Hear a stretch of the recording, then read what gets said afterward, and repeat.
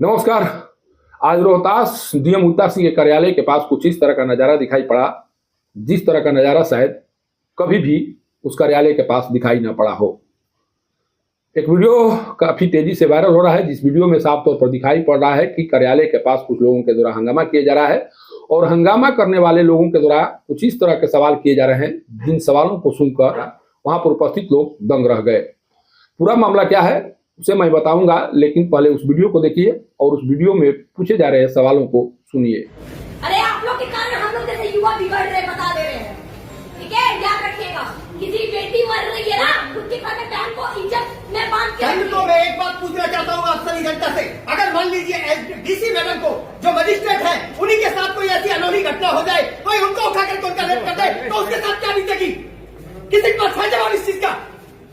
एक महिला का दर्द नहीं समझ सकती है वो, और उठ के चली गई यहाँ से। बताया जा रहा है कि सासाराम की बेटी स्नेहा कुशवाहा वाराणसी में रहकर तैयारी करती थी और इसी क्रम में कथित तौर पर उसकी हत्या कर दी गई।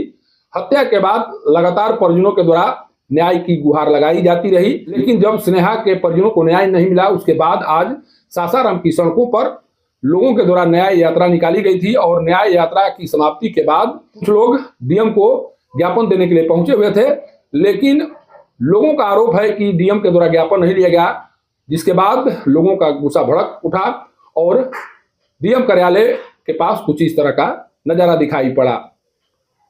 इस तरह के नज़ारे को देखने के बाद तरह तरह के कमेंट्स किए जा रहे हैं, कहने का प्रयास किया जा रहा है कि क्या अब इसी तरह के नज़ारे डीएम कार्यालय के पास दिखाई पड़ेंगे, क्या इसी तरह के प्रश्न अब डीएम से पूछे जाएंगे।